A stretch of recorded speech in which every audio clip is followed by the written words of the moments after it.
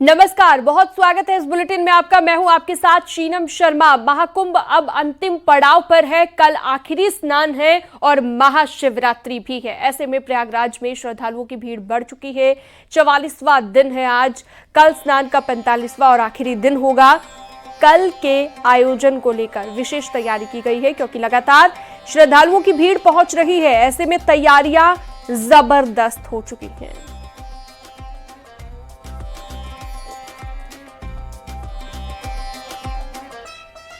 कल महाकुंभ का आखिरी स्नान। आज 1 करोड़ 11 लाख लोगों ने स्नान किया है। आज का आंकड़ा आपको बता देते हैं। अब तक 64 करोड़ यह आंकड़ा पहुंच चुका है। 64 करोड़ लोगों का पवित्र स्नान हो चुका है। कुंभ क्षेत्र नो व्हीकल जोन घोषित कर दिया गया है। कल के स्नान के मद्देनजर डीआईजी ने ये जानकारी दी है। जोनल व्यवस्था से ट्रैफिक को कंट्रोल किया जाएगा, ये भी डीआईजी की तरफ से कहा गया है।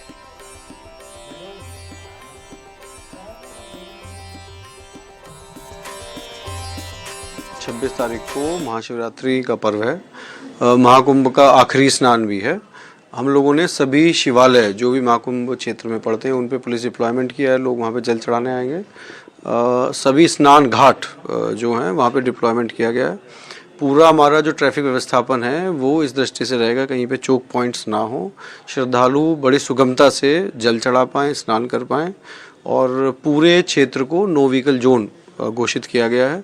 केवल आकस्मिक जो वस्तुएं हैं, आकस्मिक सेवाएं हैं, जैसे पानी की गाड़ियां, आपके कोई दवाई से रिलेटेड गाड़ी है, सीवर साफ करने से रिलेटेड गाड़ी है, फायर ब्रिगेड्स हैं, एम्बुलेंस हैं, ये ही अलाउ की गई हैं। और बाकी जो निकटस्थ पार्किंग है उसमें पार्क होंगी। और पूरा कुंभ क्षेत्र को जोनल क्षेत्र में जो जैसे हम पीक पर पे जोनल व्यवस्था ट्रैफिक के चलाते हैं उसी तरीके से जोनल सिस्टम से ट्रैफिक चलाया जाएगा, जिससे कि पूरा जो भीड़ है वो डिस्ट्रीब्यूटेड रहे और सुगमता से ट्रैफिक का संचालन हो। तो कल महाकुंभ का आखिरी स्नान है और महाशिवरात्रि भी है। तो ऐसे में महाकुंभ के आखिरी स्नान से पहले तमाम तैयारियां मुकम्मल कर ली गई है क्राउड मैनेजमेंट को लेकर, क्योंकि श्रद्धालुओं की भीड़ जुट चुकी है। ऐसे में नो व्हीकल जोन घोषित कर दिया गया है प्रयागराज को। और आज के आंकड़े की अगर बात करें तो 1 करोड़ 11 लाख को यह आंकड़ा पार कर गया है। आज भी 1 करोड़ से ज़्यादा लोगों ने आस्था की डुबकी लगाई है। और कल को लेकर भी उम्मीद जताई जा रही है कि कल यह आंकड़ा और बढ़ जाएगा।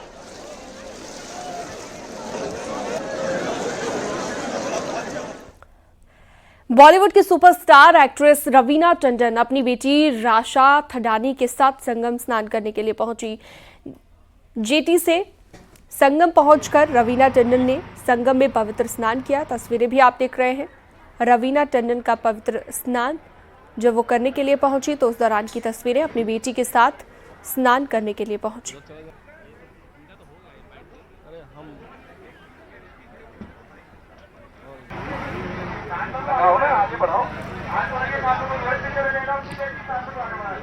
तो लगातार सेलिब्रिटीज भी पहुंच रहे हैं और महाकुंभ में आस्था की डुबकी लगा रहे हैं। रवीना टंडन पवित्र स्नान के लिए पहुंची, वो तस्वीर आपने देखी और ये आप तस्वीर देख रहे हैं। भीड़ जुट चुकी है और कल के स्नान से पहले तमाम तैयारियां भी मुकम्मल कर ली गई हैं। तो आज के आंकड़े की बात करें, 1 करोड़ 11 लाख को यह आंकड़ा पार कर गया है। और ये रवीना टंडन भी तस्वीरों में आप देख पा रहे हैं जो पवित्र स्नान करने के लिए पहुंची। चलिए सीधा रुख करते हैं। सर्वेश दुबे जुड़ गए हैं हमारे साथ, हमारे सहयोगी महाकुंभ क्षेत्र से लाइव। सर्वेश, आपके पीछे हम देख पा रहे हैं बहुत सारे श्रद्धालु मौजूद हैं, उनसे बातचीत कीजिए, जरा उत्साह दिखाइए। कितना उत्साह उनमें भरा हुआ है, क्योंकि कल आखिरी स्नान होना है, साथ में शिवरात्रि भी है। ऐसे में उत्साह दोगुना हो जाता है। क्राउड मैनेजमेंट को लेकर क्या तैयारी है प्रशासन की, ये भी बताइएगा।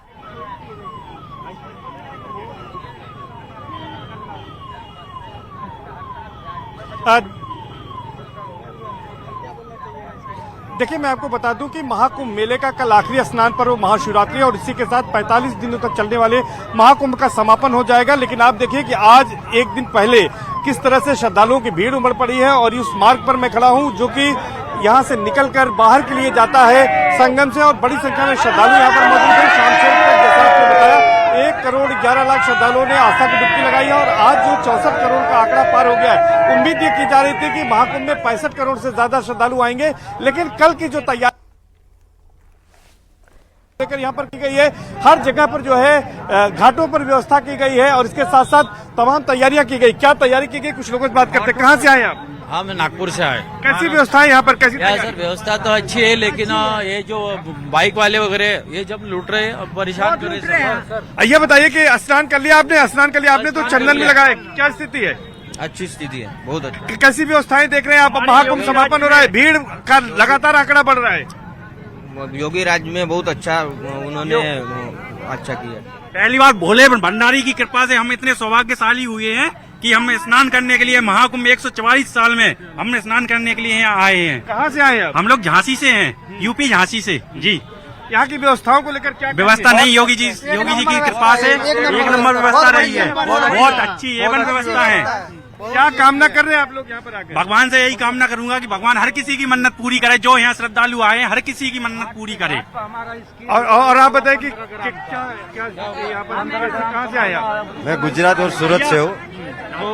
यहाँ पे तो आप श्रद्धालुओं से बातचीत करते रहिए। सर्वेश हमारे सहयोगी जुड़े हुए थे, आपके पास दोबारा हम लौटेंगे। फिलहाल अपने दर्शकों को बता दें कि प्रयागराज महाकुंभ में रिलायंस इंडस्ट्रीज लिमिटेड के चेयरमैन मुकेश अंबानी की बेटी ईशा अंबानी अपने पति आनंद पिरामल और 3 दोस्तों के साथ पहुंची। अरैल वीवीआईपी जेटी से वहां पर मोटर बोट से त्रिवेणी संगम के लिए पहुंची और वहां पर पवित्र स्नान किया, गंगा पूजन किया।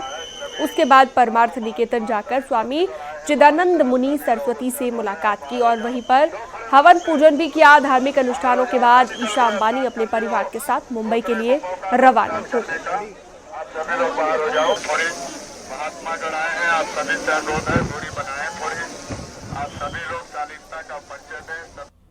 तो देख सकते हैं आप, ईशा अंबानी जब पवित्र स्नान करने के लिए पहुंची अपने पति के साथ, वो तस्वीर गंगा पूजन भी उन्होंने किया। स्नान करने के बाद संगम में त्रिवेणी पर आस्था की डुबकी लगाई और उसके बाद उन्होंने गंगा पूजन किया। धार्मिक अनुष्ठानों के बाद अपने परिवार के साथ मुंबई के लिए रवाना हो गई हैं।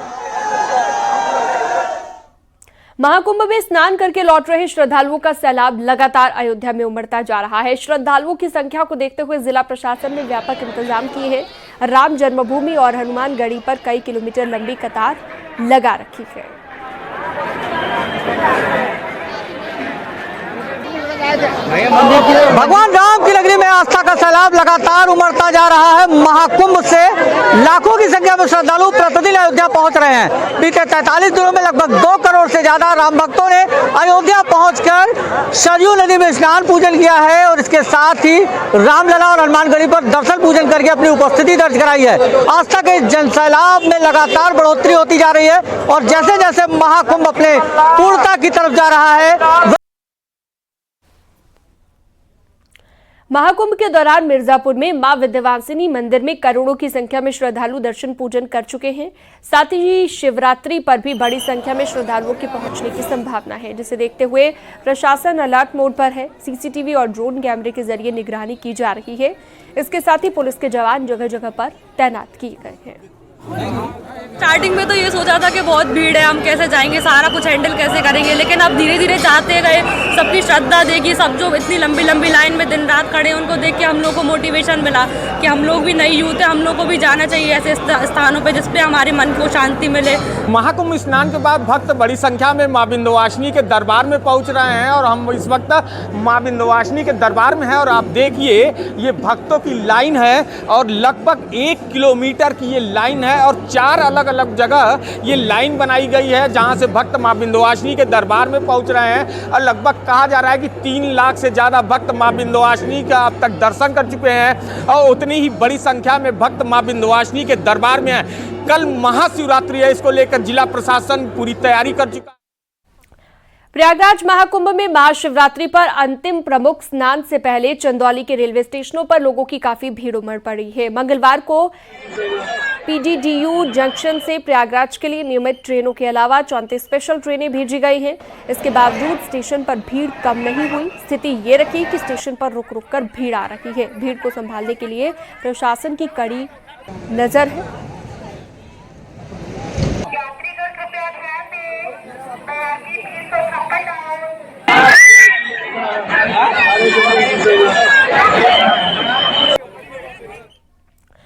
महाशिवरात्रि है, उससे पहले देवालयों में सभी तैयारियां पूरी हो चुकी हैं। प्रयागराज, अयोध्या, वाराणसी, मथुरा, संभल, गोरखपुर, गाजियाबाद, फिरोजाबाद, हाथरस, अंबेडकर नगर, कानपुर, सुल्तानपुर, बागपत, चित्रकूट, गोंडा और प्रतापगढ़ की ये तस्वीरें आप देख रहे हैं, जहां पर कल की महाशिवरात्रि को लेकर खासी तैयारियां हैं।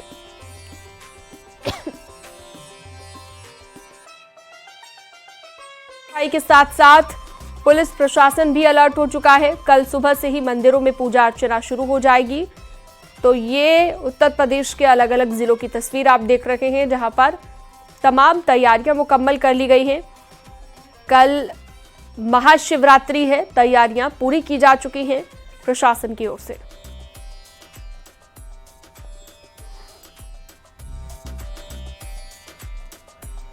चलिए सीधा रुख करते हैं, वाराणसी से उपेंद्र द्विवेदी हमारे साथ लाइव जुड़ चुके हैं इस पर ज्यादा जानकारी बातचीत के लिए। उपेंद्र, कल क्योंकि मंदिर में पूजा अर्चना सुबह से ही शुरू हो जाएगी, मंदिरों में हम देख रहे हैं खास इंतजाम किए गए हैं, शिवालयों को सजा दिया गया है। काशी की अगर हम बात करें, वाराणसी में शिव की नगरी है, क्या इंतजाम है, चाहे प्रशासन के इंतजाम हो या फिर मंदिर प्रशासन के? बिल्कुल, देखिए मंदिर से लेकर घाट गलियों मड़ियों तक सब तैयारी प्रशासन ने कर ली है। कल प्रशासन के लिए 4 बड़ी चुनौती हैं, उन चुनौतियों से प्रशासन निपटेगा ही। साथ में 7 अपील भी प्रशासन ने की है लोगों से, श्रद्धालुओं से। उससे पहले मैं आपको बताऊंगा, लेकिन सबसे पहले आप ये तस्वीर देखिए जो ये बता रही है कि कल काशी में क्या होने जा रहा है। कल काशी में 40 लाख से ज्यादा लोगों के आने की उम्मीद है, यानी कि सारे रिकॉर्ड भूतो न भविष्यति, सारे रिकॉर्ड कल टूटने जा रहे हैं, क्योंकि हर 1 मिनट में 300 आदमी आपकी नजर से गुजर रहा है सिर्फ एक रोड पर। ये रोड है जो प्रयागराज से आती है और ये महमूदगंज से होते हुए रथ यात्रा से मंदिर की तरफ, ऐसे आप मैदागिन से लोग मंदिर की तरफ बढ़ रहे हैं। और हर रोड जो मंदिर की तरफ का रास्ता है उससे हर 1 मिनट में 200 आदमी, 150 आदमी, 100 आदमी। बिल्कुल, तो उपेंद्र दिखा रहे थे वाराणसी की तस्वीर, बेहद खूबसूरत तस्वीर। यहाँ पर शिवनगरी पूरी तरह से तैयार है शिवरात्रि मनाने के लिए। बढ़ते हैं आगे, बीजेपी के प्रदेश अध्यक्ष भूपेंद्र चौधरी महाकुंभ पहुंचे और संगम में पवित्र स्नान उन्होंने किया। न्यूज 18 से बातचीत में भूपेंद्र चौधरी ने कहा कि बीजेपी और हमारी सरकार आस्था की परंपरा को आगे बढ़ा रही है। ये प्रदेश अध्यक्ष भूपेंद्र चौधरी जी, सर आज आपने भी स्नान किया है, क्या कामना की है? भगवान से प्रार्थना की है कि हमारे देश को विकास की यात्रा के साथ माननीय प्रधानमंत्री जी का आशीर्वाद और स्नेह मिलता रहे, और जो हमारी परंपरा है, हमारी विरासत है, हमारी आस्था है, उस आस्था के आधार पर बीजेपी आगे बढ़ती रहे।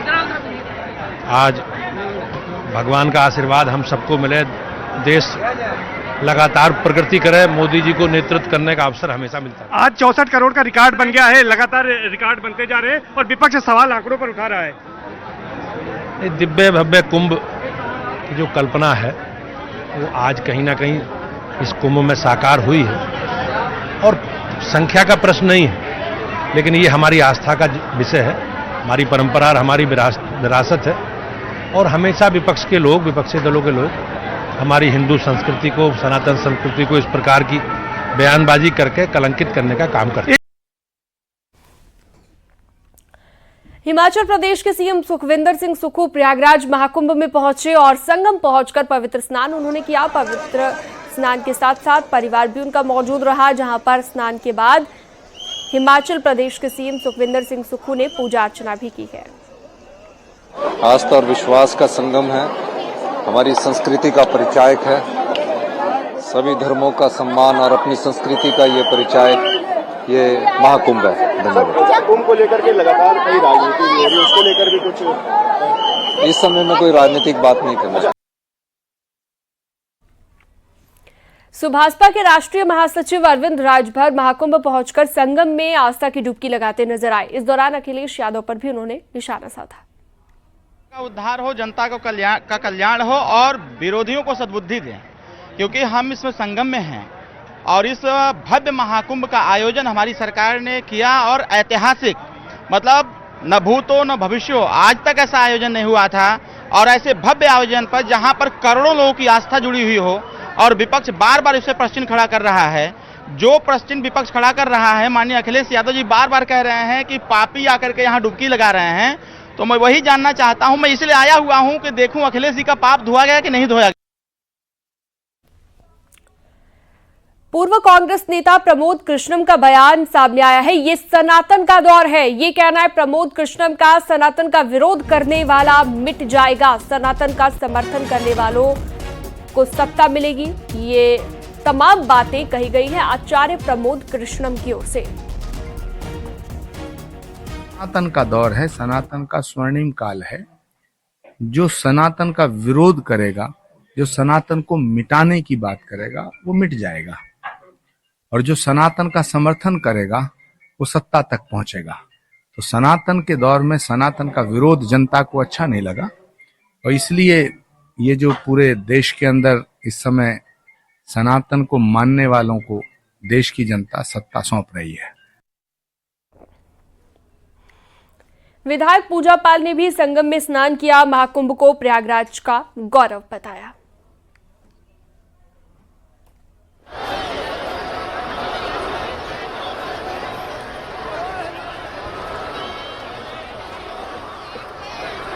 महाकुंभ को प्रयागराज का गौरव उन्होंने बताया है। और आपको ये भी जानकारी दे दें कि विधायक पूजा पाल जब संगम में आस्था की डुबकी लगाने पहुंचे तो उन्होंने ये कहा है।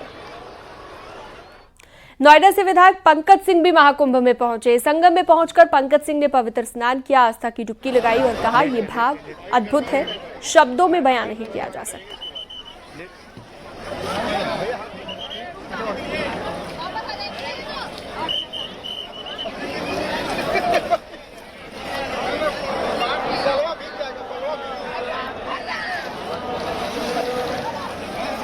जो यहाँ पर यह एहसास है, इसको सच बताऊं तो इसको शब्दों में इसका वर्णन नहीं किया जा सकता, शब्दों में इसको बयान नहीं किया जा सकता। और आज यहाँ पर आकर मोक्षदायिनी संगम में डुबकी लगाने का अवसर मिला है। मैं अपने आप को बिल्कुल कृतार्थ महसूस करता हूँ। यह भगवान का आशीर्वाद है कि यहाँ पर आकर आज अखिलेश यादव का बड़ा बयान सामने आया है। अखिलेश यादव ने कहा है कि सीता माता के अपहरण के लिए रावण भी साधु के वेश में आया था, इसलिए हम सभी को सावधान रहने की जरूरत है। ये अखिलेश यादव ने बयान दिया है। जब रावण को सीता मां का हरण करना था तो रावण साधु के भेष में आया था, इसलिए हमें और आपको सबको बहुत सावधान रहना पड़ेगा ऐसे लोगों से जिनका व्यवहार भाषा बहुत खराब हो गई है, अनडेमोक्रेटिक लैंग्वेज बोल रहे हैं। यूपी विधानसभा में नेता प्रतिपक्ष माता प्रसाद पांडे के कृष्ण और कंस वाले बयान पर हंगामा मचा हुआ है। माता प्रसाद पांडे ने क्या बयान दिया है कृष्ण और कंस को लेकर, सुनाते हैं आपको। कि एक कंस था, राजा था, और उसे भय था कि कृष्ण पैदा हो जाएंगे तो मैं खत्म हो जाऊंगा। तो उनको भी 24 घंटा कंस को संशय रहता था और हमेशा प्रयास रहता था कृष्ण आगे ना आने का। यही स्थिति यहाँ की भी है कि एक कंस। माता प्रसाद पांडे की वार पर ब्रजेश पाठक का सबसे बड़ा पलटवार। डिप्टी सीएम ब्रजेश पाठक ने कहा कि इनका आचरण कंस, रावण और दुर्योधन जैसा है। आपको बता दें कि माता प्रसाद पांडे के हमले के बाद ब्रजेश पाठक ने पलटवार किया और कहा था कि जैसे भगवान कृष्ण से कंस डरा रहता था वैसा ही आज भी हो रहा है।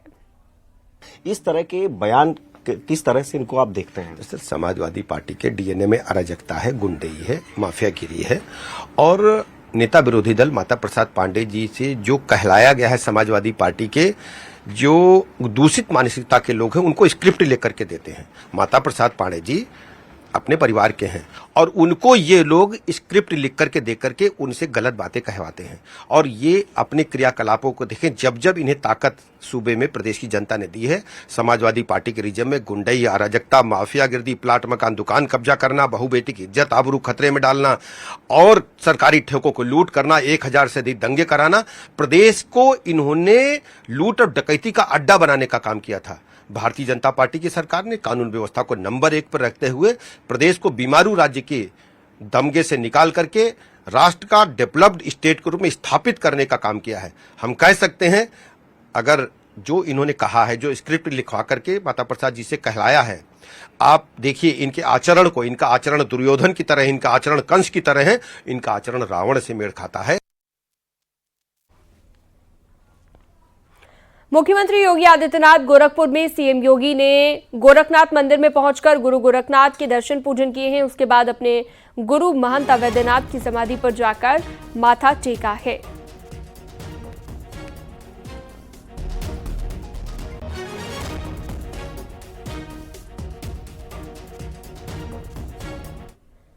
उत्तर प्रदेश विधानसभा के बजट सत्र के दौरान सीएम योगी आदित्यनाथ ने विधान परिषद को संबोधित किया और इस दौरान सीएम योगी ने कुंभ को लेकर आंकड़े सदन में रखे, बल्कि विपक्ष को भी आड़े हाथ लिया। सीएम योगी ने कहा कि सनातन की सुंदरता समाजवादी पार्टी को नजर नहीं आई। महाकुंभ में जिसने जो तलाशा उसको वही मिला। ये लोग बीजेपी से लड़ते लड़ते भारत से लड़ने लगे हैं।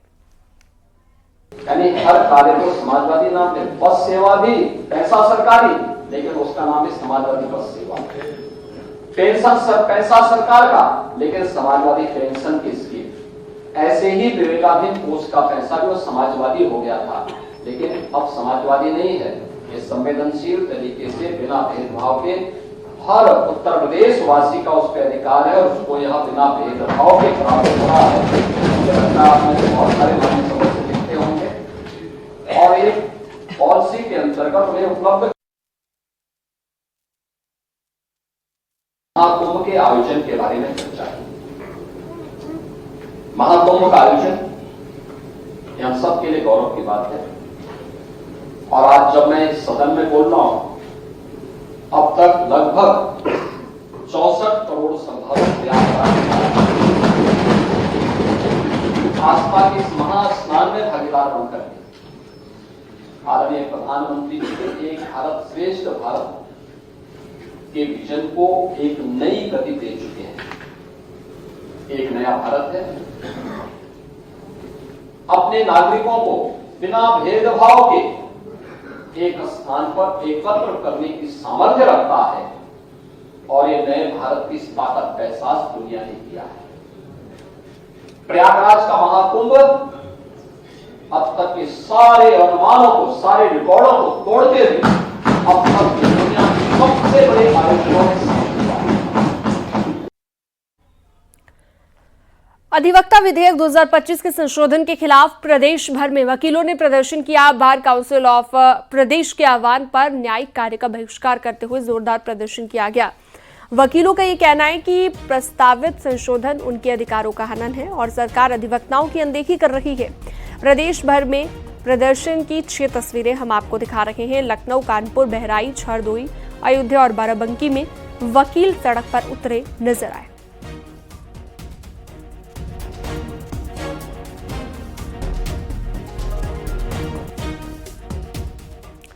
असम में इन्वेस्टर्स समिट में शामिल होने पहुंचे रिलायंस इंडस्ट्रीज के चेयरमैन मुकेश अंबानी ने मां कामाख्या मंदिर में जाकर पूजा अर्चना की। तो मां कामाख्या मंदिर में पूजा अर्चना करते हुए आप देख सकते हैं गुवाहाटी असम की ये तस्वीरें, जहां पर मुकेश अंबानी पहुंचे। मां कामाख्या मंदिर जो विश्व प्रसिद्ध है, वहां पर माथा टेकने के लिए, आशीर्वाद लेने के लिए मुकेश अंबानी पहुंचे।